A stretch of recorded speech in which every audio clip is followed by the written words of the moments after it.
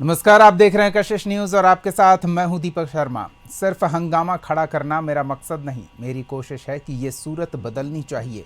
मेरे सीने में नहीं तो तेरे सीने में सही हो कहीं भी आग, लेकिन आग जलनी चाहिए। ये पंक्ति मानो व्यवस्था में व्याप्त अव्यवस्था को व्यवस्थित बताते हुए उसका फायदा बता रही हो।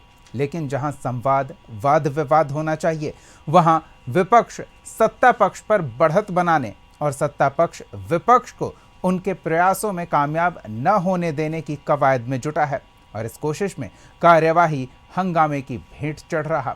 समय और पैसा दोनों स्वाहा हो रहे। हंगामे का मकसद विपक्ष जनहित और सार्थक चर्चा के लिए सरकार को मजबूर करने का बता रहा, तो सत्ता पक्ष का कहना है कि विपक्ष मुद्दा विहीन है, इसलिए हंगामा करने को मजबूर है ताकि उनकी पोल न खुल जाए। क्योंकि विधायी काम के समय हंगामा करते हैं और जिस मुद्दे पर कोई सरोकार नहीं उस पर चर्चा चाहते हैं। अब जो भी जितना भी जैसी स्थिति में भी बोला गया सब अपने स्थान पर सही ही लगता है, लेकिन हंगामे के शोर में सब सुनाई भी कहाँ देता है। जो जनता सुने, समझे और निर्णय ले। ऐसे में सवाल तो पूछेंगे कि सदन में हंगामा भारी किसकी जिम्मेदारी। सवाल का जवाब लेंगे। हमारे साथ कुछ मेहमान जुड़े हुए हैं, उनसे आपका परिचय करा दें। बीजेपी की ओर से पार्टी का पक्ष रखने के लिए पूनम सिंह जी जुड़े हुए हैं, जेडीयू की ओर से राजेश तिवारी जी और कांग्रेस की ओर से सुरेश मुखिया बिंद जी हैं। आप तीनों का बहुत बहुत स्वागत है। पहले सत्ता पक्ष की प्रतिक्रिया ले लेते हैं, क्योंकि जिम्मेदारी तो इनकी बनती है, क्योंकि विपक्ष इनसे मांग कर रहा है अलग अलग मुद्दों पर चर्चा के लिए और विपक्ष ये भी आरोप लगा रहा है कि चर्चा से भाग रहे हैं सत्ता पक्ष के सदस्य। तो पहले पूनम जी आपसे। देखिए दीपक जी, आज जिस तरह से विपक्ष ने सदन में काला कपड़ा पहन करके विरोध किया है, इसका सदन की कार्रवाई को छोड़िए, सदन का ये अपमान करने का काम किए हैं विपक्ष के लोगों ने। मुद्दे की बात होती तो मुद्दे की ये लोग बात नहीं करते हैं। आज सदन चल रहा है, इतने करोड़ों रुपया खर्च करके जनता की समस्याओं के समाधान के लिए सदन चलाया जाता है कि आप अपनी जो कमियां हैं वहां पर उस चीज़ को रखिए ताकि उस क्षेत्र का विकास कैसे इसकी चिंता करनी है। लेकिन विपक्ष के पास कोई मुद्दा ही नहीं है। अब बता दीजिए कि जिस तरह से ये लोग जिस जगह का जिस चुनाव में ये 24 की बात कर ले, तो यही तेजस्वी जी जिस तरह से आरोप लगा रहे थे कि किस तरह से चुनाव में लोकसभा में जो वोटर है फर्जी वोटर के द्वारा चुनाव कराया गया। और 6 महीना बाद महाराष्ट्र की बात करें तो कांग्रेस के नेता राहुल गांधी जी कहते हैं कि महाराष्ट्र में इतनी कैसे वोटर बढ़ गए, इसकी भी जांच होनी चाहिए। जब हमारी सरकार और एनडीए की सरकार ने कहा कि ठीक है आप लोग की मांगों को पूरी की जाएगी, इसके लिए ये इन्होंने जिस तरह चुनाव आयोग के पास जाकर के आवेदन दिया, आवेदन देने के बाद चुनाव आयोग अपनी प्रक्रिया पूरी करने के लिए, आप जानते हैं कि चुनाव से पहले कहीं किसी भी राज्य में लोकसभा का चुनाव होता है या विधानसभा का चुनाव होता है, उसमें जितने मतदाता छूटे रहते हैं उसकी समीक्षा की जाती है। जिनके नाम है उनको तो ठीक है, लेकिन जिनका नहीं है उनका जोड़ा जाता है, जो मृत हो गए उनको हटाया जाता है। तो प्रक्रिया पहले से ही निर्धारित तय है। लेकिन जो ये आरोप लगाए थे उस आरोप को खंडित करते हुए चुनाव आयोग ने जिस तरह से इनकी ही बातों को मानते हुए, जैसे ये आरोप लगाते हैं कि चुनाव वहां हारते हैं तो कहते हैं कि ईवीएम में गड़बड़ी है। चुनाव आयोग अपने जो आरोप लगा रहा है पहले ही इस चीज को स्पष्ट कर देना चाह रहा है। इसके बावजूद विपक्ष फिर किस आरोप लेकर के काला कपड़ा पहन करके चुनाव आयोग के खिलाफ ये लोग जो गए थे सुप्रीम कोर्ट में, सुप्रीम कोर्ट ने भी स्पष्ट कहा कि नहीं, कोई भी ऐसे फर्जी वोटर नहीं है। लेकिन जो काम हो रहे हैं, चुनाव आयोग अपनी प्रतिक्रिया दे रहे हैं कि हम काम कर रहे हैं, जो जितने वेरिफिकेशन हो रहे हैं वोटर आई कार्ड का जो सही है वो सत्यापन किया जा रहा है, और जो गड़बड़ है, जो मृत जैसे कि मृत हो गए हैं उनके वोटर आई कार्ड से नाम हटाया जा रहा है। दिक्कत यही है ना कि जो काम चर्चा का विषय नहीं है, जो सत्ता पक्ष का दावा है कि हमारे कार्यक्षेत्र का ये विषय नहीं है, उस पर आप सफाई दे रहे हैं, तो कहीं ना कहीं ऐसा लग रहा है कि आप विपक्ष के जाल में फंसते दिख रहे हैं। चलिए हम दूसरे सत्ता पक्षों से भी यही बात सुन लेते हैं और समझ लेते हैं कि राजेश जी, जिस मुद्दे पर जो विधायी कार्य हो रहा है, जिस पर चर्चा होनी चाहिए, उस पर चर्चा के बजाय उस दौरान हंगामा खड़ा होता है। अध्यक्ष महोदय मानो रफ्तार पकड़ लेते हैं किसी राजधानी एक्सप्रेस की तरह और तुरंत पारित कराया जा रहा है संशोधन विधेयक और बिल, और विधायी कार्य के दौरान कोई चर्चा नहीं। लेकिन चर्चा जिस मुद्दे पर की जानी है वो मुद्दा विधानसभा के कार्यक्षेत्र का ही नहीं है, तो फिर ये हंगामा क्यों हो रहा है? देखिए दीपक जी, जिस तरह से आपका मुद्दा विहीन जो विपक्ष है, आज कितना संयोग हुआ कि काला धन वाले काला मन के साथ आज काला कपड़ा पहन करके आए और लोकतंत्र के मंदिर में जिस तरह से हंगामा किए, ये एक शर्मनाक घटना है। क्योंकि ये घटना कभी भी आप जिस इशू पर घटना कर रहे हैं, जिस इशू पर आप कार्रवाई रोकने का काम कर रहे हैं, क्या इशू जो है वो बिहार सरकार के अधीन में है? किस इशू पर? क्योंकि आपका मकसद है सिर्फ ये जो जनता का धन है उसको बर्बाद करना।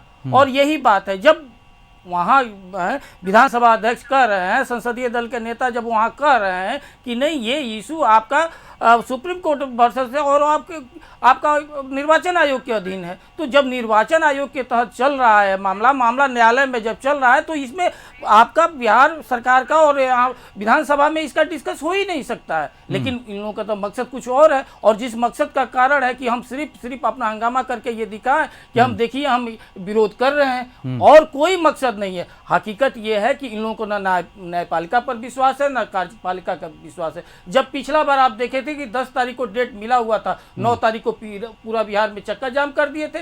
क्या परिणाम हुआ? जितने महिलाएं रोड पर निकली काम करने के लिए, हमारी बहनें निकली, या और कितने उससे बाधित हुआ, ये स्थिति रहा। आज जब 28 तारीख को सुप्रीम कोर्ट दिया हुआ है डेट, तो इसके बाद आप यहाँ चाहे बिहार में हो या चाहे दिल्ली में हो, आपको बाधित करने का क्या मतलब है? लेकिन इन लोगों का उससे कोई मतलब नहीं है, और बिहार की जनता जान रही है, इन लोगों से आशा भी नहीं है। यही कारण है कि माननीय मुख्यमंत्री नीतीश कुमार जी के नेतृत्व में बिहार की जनता विश्वास कर रही है, और इनका जो फ्रस्ट्रेशन है जो आने वाला चुनाव को लेकर के ये दिखा रहा है कि अब ये लोग अभी से ये हार मान चुके हैं, और इसीलिए ये विधानसभा में बाधित करने का काम कर रहे हैं। चलिए ठीक है, आप कह रहे हैं कि ये विपक्ष का फ्रस्ट्रेशन है जो जनता के सामने उजागर हो जा रहा है। अब हम विपक्ष की भी बारी बारी से प्रतिक्रिया ले लेते हैं। सुरेश मुखिया बिंद से शुरू करते हैं और फिर आरजेडी का पक्ष रखने के लिए प्रमोद सिन्हा जी भी हमारे साथ जुड़े हुए हैं, उनके पास भी चलेंगे। सुरेश जी, पहली प्रतिक्रिया आपसे। आप जवाब लेने के लिए सदन के अंदर हंगामा करते हैं, शोर शराबा करते हैं, लेकिन चुप होकर सुनते हैं या नहीं सुनते हैं, ये जनता तक संदेश नहीं जा पा रहा है। आप सुनने को तैयार नहीं है, सिर्फ शोर कर रहे हैं कि आप चर्चा नहीं कर रहे हैं, तो फिर ऐसे कैसे चलेगा? दीपक जी, नरेंद्र मोदी जी जब से देश के प्रधानमंत्री बने तब से देश के जितने भी संस्थाएं हैं उन सबको आदेशपाल बना दिए हैं। चाहे बीजेपी का मंत्री हो, चाहे बीजेपी का विधायक हो, चाहे बीजेपी का सांसद हो, वो सब लोग आदेशपाल के रूप में काम करता है। अगर आदेश नहीं माना तो पार्टी से निकाल दिया जाएगा। अभी चुनाव आयोग हो, वो भी आदेशपाल की तरह काम करती है देश में। चाहे हमारा न्यायपालिका हो, उसको भी आदेशपाल बनाने की कोशिश किया जाता है कि लेकिन न्यायपालिका नहीं मानती है आदेश। और सदन आज बंद करने की बात है तो सदन बंद इसीलिए किया गया कि जिस वोटर के बल पे आपकी सरकार है, आप उसी वोटर्स को बाहर कर रहे हैं। और चुनाव नहीं तो आपके लिए तो ये फायदे का सौदा है ना कि जिस वोटर के बल पे सरकार है, यानी कि नीतीश कुमार या एनडीए की सरकार है, उसे वोटर लिस्ट से बाहर किया जा रहा है। यहाँ पर मत वो कमजोर होंगे, कोई खुद को कमजोर क्यों करेगा? नहीं, यहाँ पर अपना स्वार्थ का बात नहीं है। अगर किसी भी मतदाता को वोट देने से रोका जा रहा है, अगर हम नेता हैं, हमारी पार्टी है, अगर उसके लिए हम आवाज नहीं उठाते हैं, तो भारत के लोकतंत्र में ये मेरे लिए एक बहुत बड़ा प्रश्न चिन्ह है। और यह काला धाबा है कि मैंने जनता का आवाज, वोटर्स का आवाज मैं नहीं उठाया। चलिए, आप इसे काला धब्बा बता रहे हैं, लेकिन राजेश जी कह रहे हैं कि काला धन वाले, काला मन वाले और विधानसभा के इस मानसून सत्र को काला दिन बनाने वाले आज काला कपड़ा में वहां नजर आए थे। ये अद्भुत संयोग है। प्रमोद जी से जान लेते हैं। प्रमोद जी, काला धन लेकर के इनके लोग विदेश भाग जाते हैं और दूसरे को काला धाबा ठीक है, हम प्रमोद जी की एक प्रतिक्रिया ले लेते हैं। प्रमोद जी, इस तरह की बातें सामने आ रही है और अंदर आप हंगामा करते हैं, बाहर गेट घेर कर बैठ जाते हैं, तो ये साइड डोर से अंदर चले जाते हैं। कार्रवाई की प्रक्रिया पूरी करने की कोशिश होती है, लेकिन विपक्ष उस कोशिश को कामयाब होने नहीं देता, कार्रवाई में हंगामा करके अड़ंगा डालता है। ऐसे कैसे काम चलेगा? देखिए दीपक जी, हमारे नेता आदरणीय तेजस्वी प्रसाद यादव जी ने आज सदन में विनम्रता पूर्वक विधानसभा अध्यक्ष महोदय से आग्रह करने का काम किया कि एसआईआर की जो प्रक्रिया अपनाई जा रही है ये नोटबंदी की तरह एक वोटबंदी का काम करेगा, और बिहार के जो 7 करोड़ 90 लाख मतदाता हैं उन तमाम मतदाताओं के हित को ध्यान में रखते हुए पूरा महागठबंधन और पूरा विपक्ष जो है उनकी आवाज बनने का काम कर रहा है। और जिस प्रकार से आनन फानन में SIR की प्रक्रिया को अपनाया गया, आज देखिए बिहार में क्या स्थिति है। बाढ़ग्रस्त क्षेत्र पूरा बना हुआ, 73% जो क्षेत्र है वो बाढ़ग्रस्त है। आप देखिए मानसून की बारिश भी ठीक से नहीं हुई है, लेकिन सीमांचल और कोसी का क्षेत्र का आप जैसे अध्ययन और आकलन कर लीजिए, देखिए वहां जल प्रवाह है कि नहीं है। तो हमारे नेता का प्रमोद जो जी, सवाल राजेश है, जी और कह रहे थे, आप थोड़ी बिहार देर का से है जुड़े हैं, ये कि कह रहे थे बिहार कि के विपक्ष सदन में जब जनहित अपनी से जुड़े बातों को- मुद्दों पर चर्चा नहीं कर रहा और जो मुद्दा यहाँ विधायी क्षेत्र से बाहर की बात है, न्यायालय में होने के कारण चर्चा फिलहाल उस पर नहीं की जा सकती है, उसे मुद्दा बनाकर हंगामा कर रहे हैं। दीपक जी, जब बिहार का मुद्दा है, बिहार के लोगों का मुद्दा है, तो बिहार के सदन में क्यों नहीं चर्चा की जाएगी, क्यों नहीं बहस किया जाएगा? ये तो अगर सब डिविजन मामला है, अगर वहां है तो वहां हम लोग तो न्याय, भारत की जो न्यायिक प्रणाली है उसमें भी विश्वास करते हुए अपने वहां भी हम लोग जाने का काम किए हैं। और जो लोकतांत्रिक व्यवस्था में जो हमारे पास, जो विपक्ष के पास जो प्रदत्त संवैधानिक अधिकार है, चाहे जनता के बीच जाने का काम कर रहे हैं या सदन में अपनी बातों को रखने का काम कर रहे हैं। अब सदन में सत्ता पक्ष जो है विपक्ष की बातों को, जो SIR एक महत्वपूर्ण मुद्दा है, बिहार के लोगों का वोटबंदी करने का जो काम किया जा रहा है, आप देखिए ना, जो तमाम टेलीविजन चैनल और सोशल मीडिया पर तो बातें साफ हो रही है। अभी आप बाढ़ की बात कर रहे थे, उसे भूल गए। देने की बात की जा रही थी दीपक जी, लेकिन कौन सा BLO जो है वो 2 फॉर्म दिया है किसी मतदाता को। और देखिए कई मतदाता का तो आरोप है कि हमने ना सिग्नेचर किया, ना मेरे पास BLO है, और हमारा जो है सत्यापन हो गया, आवेदन वो अपलोड हो गया। कैसे अपलोड हो गया? ना बिना हस्ताक्षर के, ना बिना उसमें फॉर्म फिलअप किया गया। ये कौन लोग हैं जो इस प्रकार का काम कर रहे हैं? क्योंकि सुप्रीम कोर्ट में मामला है, चुनाव आयोग को लग रहा है कि अब तो हमारी सारी पोलें खुल जाएगी, तो आनन फानन में जैसे तैसे हो जो है अपलोडिंग का काम कर रहा है। और हमारे नेता आदरणीय तेजस्वी प्रसाद यादव जी ने तो कहने का काम किया है कि अगर एक बूथ पर मिनिमम अगर 10 वोट भी कट जाता है, एक विधानसभा में 300 सवा 300 जो है बूथ है, तो 3200 3500 जो है अगर मतदाता का नाम जो है से उस सूची से अगर अलग हो जाता है। अब देखिए 2020 बिहार विधानसभा सिर्फ आशंकाओं पर, अनुमानों पर कार्रवाई तो संभव नहीं ना है। कुछ ठोस साक्ष्य होंगे तो न्यायालय में ठोस साक्ष्य आप प्रस्तुत कीजिएगा तो उस पर ठोस बातें होंगी। राजेश जी प्रतिक्रिया दीजिए इन्हें, आप क्यों नहीं चर्चा के लिए तैयार हैं? ये सदन में ही बात रखने को तत्पर हैं, तो वहां क्यों नहीं सत्ता पक्ष इनकी सुनने को तैयार हो रहा है? सत्ता पक्ष सुनने के तैयार हुआ, ये तो पहली बार हम जाने कि बिहार अभी 70% बाढ़ में डूब जाता है। अभी तक हम नहीं सुने थे कि बिहार जो है 70% जब बहुत अभी अब इसे रिपीट करवा लीजिए। दूसरा इनका ये इशू है कि अगर आप ये कह रहे हैं कि नहीं हमको न्यायपालिका पर विश्वास है, एकदम अच्छी बात है, क्योंकि न्यायपालिका के ही माध्यम से आपके जो राष्ट्रीय अध्यक्ष बेल पर हैं, न्यायपालिका के ही आदेश पर जो है आपके युवराज जो है बेल पर हैं, आपका पूरा परिवार बेल पर है, न्यायपालिका पर तो आपको विश्वास करना ही पड़ेगा। तो क्यों नहीं आप विश्वास कीजिए? रह गई बात है कि आप कैसे मान रहे हैं कि जो 10 का आंकड़ा दे रहे हैं वो 10 का आंकड़ा आप ही का है, हमारा क्यों नहीं है, बीजेपी का क्यों नहीं है, या अदर और कौन पार्टी का नहीं है? ये आप ही कैसे कर रहे हैं? मतलब कि आप फर्जी बनवाए हुए हैं। आप जो है आप ये तभी आप प्रूव कर सकते हैं जब निर्वाचन आयोग जब फाइनल रिजल्ट जारी कर देता है, और उसके बाद अगर जो छूटता है तो आप भी खड़ा होइए, हम भी आपके साथ खड़ा होंगे कि नहीं ये नहीं रहेगा। नहीं, बिल्कुल ड्राफ्टिंग आप कैसे आप बता सकते हैं कि ये आदमी को हम कहेंगे वो हमारा वोटर जवाब मिलेगा। अभी तो आपको ये होना चाहिए कि अगर आप पूरा खड़ा होकर और उसको बनवाइए।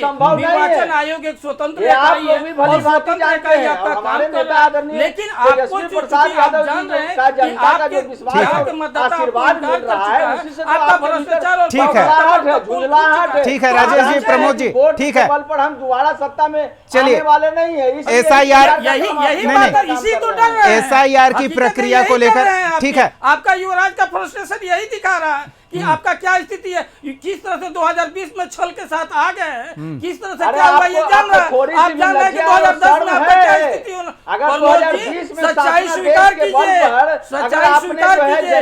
नीतीश कुमार ठीक है, आप दोनों ये सच्चाई स्वीकार कीजिए।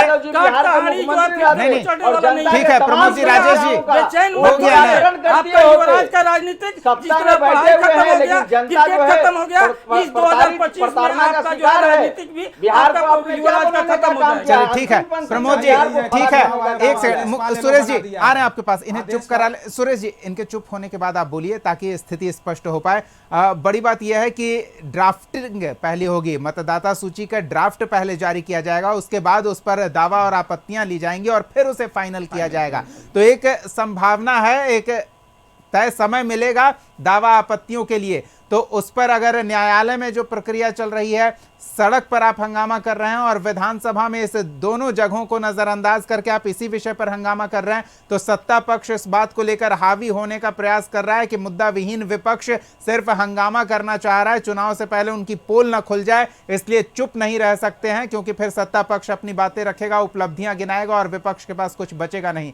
सुरेश जी, आपके पार्टी के नेता भी कह रहे हैं 2 करोड़ लोग काट दिए जाएंगे, तो इस पर हम बात नहीं करेंगे। हम चाहेंगे कि क्या और कोई बिहार में मुद्दा नहीं है SIR के अलावा, क्योंकि जो प्रक्रिया है उसके तहत निर्वाचन आयोग दावा आपत्तियां लेगा, तो उस पर हम इस कार्यक्रम में, आप सदन में क्या करते हैं वो आपके विधानमंडल और विधायक मंडल दल की बात है, लेकिन इस कार्यक्रम में फिलहाल हम उससे आगे बढ़ते हैं। कुछ और मुद्दे अगर विपक्ष के पास हैं तो वो हम जानना चाहते हैं। सुरेश जी, सुप्रीम कोर्ट जो प्लस चिन्ह लगाया मतदाता वेरिफिकेशन के लिए कि आधार कार्ड, वोटर कार्ड जो है वो और राशन कार्ड, ये तीनों इससे आगे बढ़ते हैं ना, तीनों लागू आज करना हम चाहिए। इस पर चर्चा नहीं कर रहे इस हैं, पर ये हम लोग बस ये पर्दा डाल समझना दिया। चाह रहे हैं कि क्या विपक्ष मुद्दा विहीन है जो हंगामा कर रहा है, जैसा सत्ता पक्ष का आरोप है। बिहार पूरा क्राइम कैपिटल बन गया। हाँ, इस पर रात बात दिन कीजिए। हत्याएं हो रही है, न यहाँ पर रोड पर कोई सुरक्षित है, न घर में कोई सुरक्षित है, न हॉस्पिटल में कोई सुरक्षित है। तो आप सरकार को बोलने नहीं दे रहे हैं इस विषय पर, तो सरकार तो बच के निकल जाएगी। आप रोड घेर, सड़क रास्ता घेर ले रहे हैं, तो वो बैकडोर से पार हो जा रहे हैं। सरकार को तो हम लोग घेर ही रहे हैं और दोनों मुद्दे पर घेर रहे हैं। मतदाता का हित के लिए भी हम लोग घेर रहे हैं और बिहार में क्राइम जो बढ़ गया इस पर भी घेर रहे हैं। हम भी सजग हैं मतदाता के हित को लेकर। चलिए हम पूनम जी से जान लेते हैं। पूनम जी, बैकडोर खोल रखा है आपने, विपक्ष को जवाब न देना पड़े। विपक्ष जब रास्ते पर सवाल लेकर खड़ा हो जाता है तो आप किनारे से निकल जाते हैं। सदन में हंगामा कर रहा है विपक्ष, तो आप उसे मुद्दा विहीन बताकर निकल जा रहे हैं। तो ये सरकार की भी खामी दिखेगी क्या? दीपक जी, बिहार की जनता बखूबी देख रही है। जो सदन में विपक्ष के लोग कर रहे हैं, वो जनता पब्लिक खुली आंखों से आप सबके चैनल माध्यम से देख रही है कि विपक्ष के लोग क्या कर रहे हैं, किस मुद्दे को ये उठा रहे हैं, किस मुद्दे को उठाना चाहिए। शायद विपक्ष भूल गया है कि उनकी जिम्मेवारी क्या है, किस तरह से अपनी जिम्मेदारी निभानी चाहिए। शायद विपक्ष के पास मुद्दा विहीन हो गया है। प्रमोद जी, पर्याप्त समय, कम से कम सुन लीजिए और जो जवाबदेही और जिम्मेवारी है उसी का निर्वहन। बिल्कुल हम आ रहे हैं प्रमोद जी। ठीक है पूनम जी, आप अपनी बात रखिए ना। देखिए, अभी कांग्रेस के प्रवक्ता ने आरोप लगाया कि जब से नरेंद्र मोदी जी बने हैं तब से इन लोगों को CBI ED की बात करते हैं। ये बता दें कि कांग्रेस की सरकार थी, लालू प्रसाद जी पर CBI का जो जांच बैठी थी, ये बता दें कि उस समय आपकी सरकार थी, तो आपने क्यों बैठाया? क्या आप उसको खरीद लिए थे? आज जिस तरह से आप हमारे प्रधानमंत्री पर आरोप लगा रहे हैं, शायद ये आरोप आप पे पहले लगना चाहिए कि आपने पहला काम किया था। ऐसे बच नहीं सकेंगे पूनम जी, अपराध के मुद्दे पर सरकार चर्चा नहीं कर रही है। अभी जो आरोप लगाया, सम्राट विजय सिन्हा कह रहे हैं कि इतनी बड़ी आबादी है, सम्राट चौधरी कह रहे हैं कि इतनी बड़ी आबादी है कि ये घटनाएं छिटपुट लगेंगी, तो क्या इन छिटपुट घटनाओं को नजरअंदाज करेंगे? आ रहे हैं प्रमोद जी, आ रहे हैं प्रमोद जी। आपने कमल छाप साबुन से नहला करके अपने पाले में करने का काम किया और किसी को मुख्यमंत्री बनाने का काम किया और किसी को मुख्यमंत्री बनाने का काम किया। कितने नरसंहार ठीक है। होते थे सर, बिहार की जनता सोच करके अरे यहाँ प्रत्येक दिन नरसंहार आ रहे हैं हो प्रमोद जी।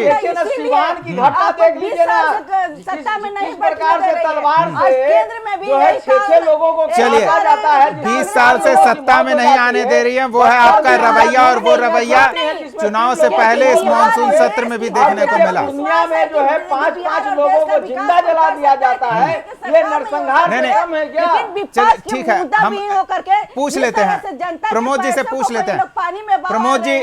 पिछले हर समस्या का समाधान करने की चर्चा विषय था। ठीक है, एक बाढ़ इनके पास बहाना है कि बाढ़ एक परेशानी है जिस पर सरकार ध्यान नहीं दे रही है। दूसरा SIR है, उसके लिए भी बाढ़ को एक बहाना बनाया जा रहा है। तीसरा कानून व्यवस्था, जो अपराधियों की बाढ़ आ गई है उस पर ये शोर मचा रहे हैं, लेकिन सुनने को तैयार नहीं है। ठीक है प्रमोद जी की हम एक बात सुन लेते हैं।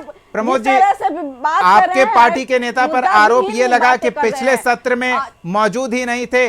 इस सत्र में चूंकि आगे चुनाव है तो चेहरा चमकाने के लिए शोर मचा रहे हैं ताकि हर कैमरे का फोकस उन पर ही रहे। मुद्दा है नहीं, बेवजह का मुद्दा चुनकर जिस पर चर्चा का कोई मतलब ही नहीं है, ये पक्ष का आरोप है।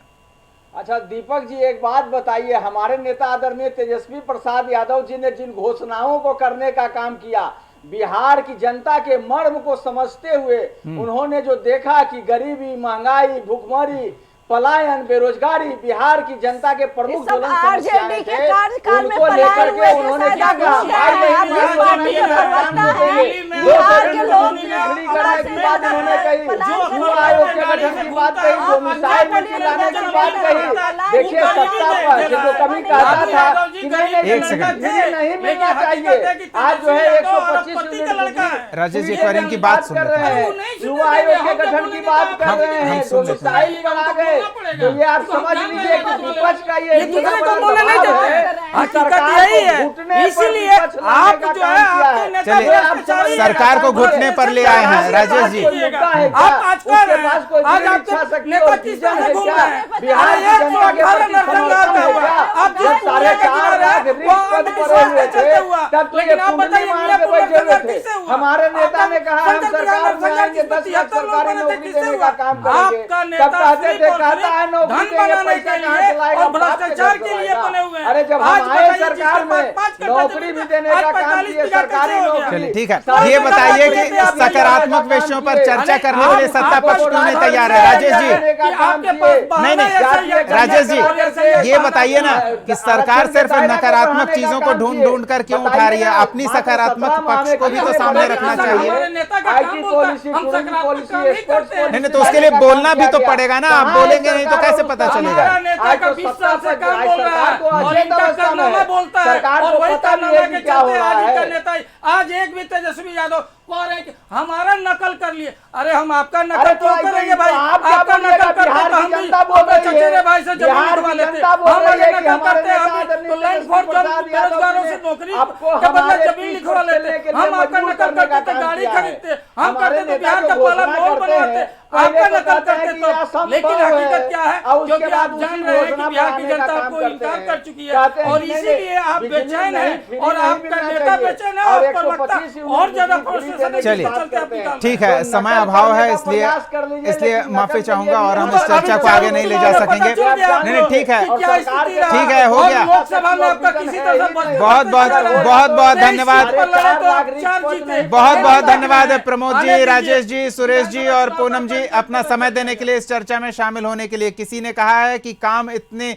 शांति से करो कि सफलता शोर मचाए, लेकिन यहां शोर सफलता का सत्ता पक्ष नहीं मचा पा रहा क्योंकि विपक्ष के शोर में उनकी आवाज तक दब जा रही है या विपक्ष के शोर को वो बहाना बना रहे हैं ताकि इस सत्र में चुपचाप खिसक लें, हिसाब न देना पड़े। जनता सब देख रही है और हर विषय पर, हर पहलू पर, हर एंगल से सोच विचार कर समझने का प्रयास कर रही है। इस शोर शराबे में जो कुछ शब्द उस तक पहुंच रहा है उसी से वो सत्ता पक्ष और विपक्ष की कार्यप्रणाली, उनके मानसिक स्थिति और जनहित के प्रति उनकी संवेदना को लेकर समीक्षा करेगी और फिर चुनाव में तय करेगी किसे सत्ता में लाना है। तब तक के लिए इतना ही। अगले एपिसोड में एक और सवाल के साथ हम फिर मौजूद रहेंगे। देखते रहिए कशिश न्यूज।